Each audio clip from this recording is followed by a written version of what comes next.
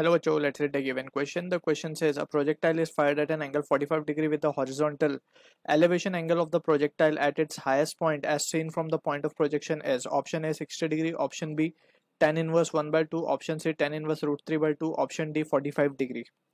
So to understand the question, we need to understand about the concept of projectile motion. That is, we are talking about the ground to ground projectile.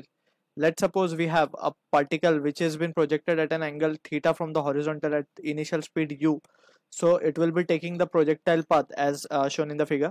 अब यहाँ पे we can see we need to be clear with the different terms.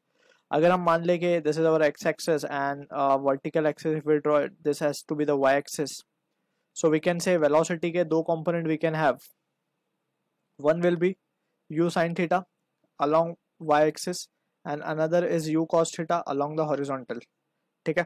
So horizontal में जो ये distance cover करेगा, it is known as range, right? And जो maximum height तक वो जाएगा उसे हम कहते हैं h max या फिर maximum height. ठीक है. So apart from this we can say कि ये पूरे motion को we can analyze in two parts. Along x एक motion हम along x axis पे analyze कर सकते हैं and another we can analyze the motion on y axis. So अगर हम x axis की बात करें, so along x axis जो speed है हमारे पास that is u cos theta, along y जो है वो है u sin theta, and acceleration की बात करें along x it is 0 and along y अगर हम देखें so there is an acceleration that has been acting जो कि है g, that is acceleration due to gravity. And so we can say कि along y we can apply any uniform equation of motion since the acceleration is uniform, right? अब हमसे using this result we'll try to analyze the situation given.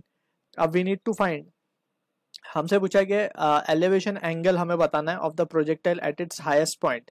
So highest point ये है इसका. So अगर हम angle of elevation को define करें, so it is basically the angle formed by the horizontal line and the line of sight. So जिस point को हम देख रहे हैं और उस लाइन से लेके हॉरिजॉन्टल तक का एंगल हम उसे कहते हैं एंगल ऑफ एलिवेशन. ठीक है ना. तो हाईएस्ट पॉइंट पे हमें इसका एलिवेशन एंगल बताना है, यानी कि they are asking about this angle. Let's say ये अल्फा है हमारा. ठीक है. So at this we can say हमें अल्फा कैलकुलेट करना है यहाँ से. Now we can see to calculate this alpha सबसे पहले तो हमें मैक्सिमम हाइट पता करनी पड़ेगी. सो एच मैक्स का जो रिजल्ट होता है that we need to keep in mind, that is u square sine square theta upon 2g. ठीक है. सो ये हमने just we can apply the equation of motion and we can get this results, right? तो just result are of importance to us now, तो हम result directly use कर रहे हैं यहाँ पे. तो h की वैल्यू यहाँ पे u square sine square theta by 2g है. अब u तो we can substitute u only. U square sine square theta mean sine 45 का square, it will become sine 45 is 1/√2, so 1/√2 का square will be 1/2 divided by 2 into g. so this result comes out to be u square upon 4g. ठीक है. ये let's say हमारा expression number 1. h मिल गया हमें. अगर हम बात करें लेट्स से ये पॉइंट o है, this point is a, this point is b. तो अगर हम ob की बात करें, सो ob क्या है हमारा, ob is half the range, right? क्योंकि हमें पता है कि o से a तक जो है टाइम ऑफ एसेंट होता है, फिर उसके बाद टाइम ऑफ डिसेंट होता है, यानी कि o से a तक जो है हाफ मोशन हो जाता है. ठीक है. या फिर हम यूं कहें कि horizontal it will be range का हाफ r/2. अब रेंज की अगर हम बात करें, सो रेंज का एक्सप्रेशन आता है you square sign 2 theta upon g. ठीक है.